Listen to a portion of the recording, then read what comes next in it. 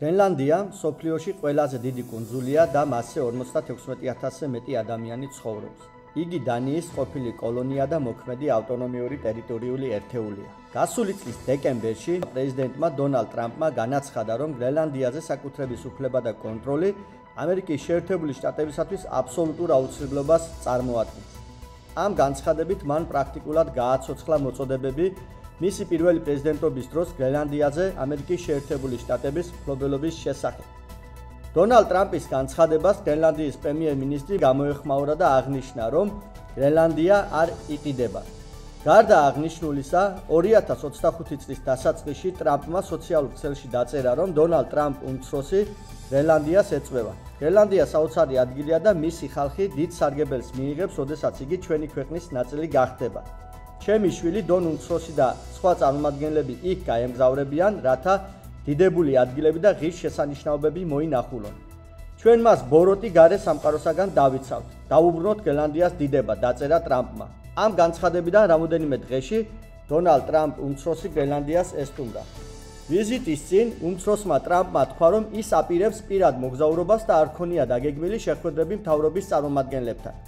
თავისი ვაჟის დონალდ ტრამპ უმცროსის გრენლანდიაზე ჩასვლას გამოეხმაურა ამერიკის შეერთებული შტატების პრეზიდენტიც. დონალდ ტრამპმა თავის სოციალურ ქსელში დაწერა: ხალხი უზარმაზარ სარგებელს მიიღებს, როდესაც გრენლანდია გახდება ჩვენი ქვეყნის ნაწილი. ჩვენ მოვუვლით და დავიცავთ მას ბოროტი გარე მსოფლიოსაგან. გავხადოთ გრენლანდია კვლავ დიადი. ამ ყველაფრის შემდეგ იბადება კითხვა, თუ რა იზიდავს ამერიკის შეერთებულ შტატებს ყინულოვან გრენლანდიაში. შევეცდებით მოკლედ დავწეროთ ის ფაქტორები, რომლებიც ექსპერტების მოსაზრებით გრენლანდიაში ამერიკის შეერთებული შტატების ინტერესს იწვევენ.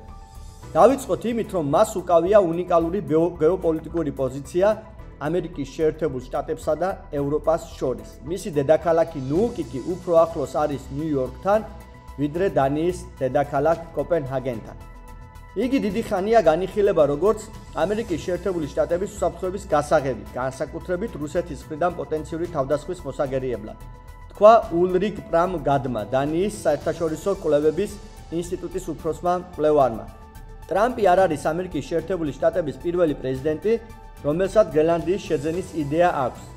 1867 წელს, როდესაც პრეზიდენტმა ენდრიუ ჯონსონმა იყიდა ალასკა, იგი ასევე განიხილავდა გრენლანდიის შეძენას. მეორე მსოფლიო ომის დასასრულს დანიური მედიის მიერ გავრცელებული დოკუმენტაციის თანახმად ტრუმენის ადმინისტრაციამ დანიას 100 მილიონი დოლარი შესთავაზა კუნძულისათვის, თუმცა არც ერთია შეთავაზება თანხმობით არ დასრულებულა.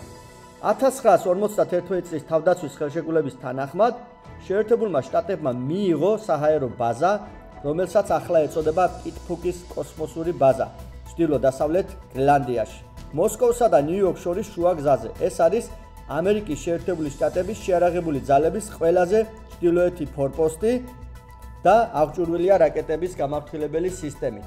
თავდაცვითი მნიშვნელობის გარდა გრენლანდია ამერიკის შეერთებული შტატებისათვის შესაძლოა საინტერესოა ეკონომიკური თვალსაზრისითაც. იგი მდიდარია იშვიათი მინერალებით, თუმცა რაც შეიძლება კიდევ უფრო მიზვედი იყოს ტრამპისთვის, არის გრენლანდიის ბუნებრივი რესურსით მდიდარი საბადოები, ამბობს კლაუს დოცი, ლონდონის უნივერსიტეტის სამეფო ჰოლოვეის გეოპოლიტიკის პროფესორი. კიდევ ერთი ფაქტორი, რაზეც ექსპერტები ამახვილებენ ყურადღებას, ეს არის ჩინეთის ექსპანსიის პოტენციური საფრთხის ზრდა გრენლანდიაზე, რაც ამერიკის შეერთებული შტატების ინტერესებს ეწინააღმდეგება. ჯერ კიდევ წლების წინ პეკინმა გამოაქვეყნა თავისი არქტიკული სტრატეგია და პირობა დადო, რომ აეშენებინა პოლარული აბრეშუმის გზა. ამ განცხადებამ შიში გააჩინა კოპენჰაგენსა და ვაშინგტონში იმის შესახებ, რომ პეკინს ჰქონდა სურვილი დაემკვიდრებინა ადგილი რესურსებით მდიდარ, მაგრამ იშვიათად დასახლებულ გრენლანდიაში.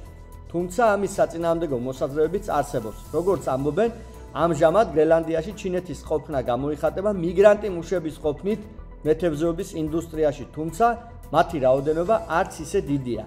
ამასთან, როგორც ამბობენ, თავის დროზე სწორედ ამერიკის შეერთებული შტატების გავლენით ვერ შეესხა ხორცი ჩინეთის სურვილებს ეყიდა ძველი საზღვაო ნავსადგური, რომელიც გრენლანდიაში დანიის თავდაცვის სისტემის მიერ იყო მიტოვებული. გარდა აღნიშნულისა, ასევე ჩაიშალა მოლაპარაკებები ჩინეთის კომუნიკაციების სამშენებლო კომპანიის მიერ ორი აეროპორტის აშენებაზე ნუუკსა და ილულისატში. ამ ამბების ფონზე ბუნებრივია საინტერესოა, რას ამბობენ დანიაში და საკუთრივ გრენლანდიაში ამ ყველაფერზე. ჩვენ არ ვართ გასაყიდი და არც არასდროს ვიქნებით გასაყიდები. ჩვენ არ უნდა დავკარგოთ ჩვენი მრავალწლიანი ბრძოლა თავისუფლებისათვის. დაწერა გრენლანდიის პრემიერ-მინისტრმა მუტე ეგედემ დეკემბრის ბოლოს Facebook-ის პოსტში. ადგილობრივ მედიასთან საუბრისას კი დანიის პრემიერმა მეტე ფრედრიკსენმა აღნიშნა, რომ გრენლანდია მის მოსახლეობას ეკუთვნის. დანიის მთავრობის პოზიცია აბსოლუტურად ნათელია. გრენლანდიის მომავალი განისაზღვრება გრენლანდიაში.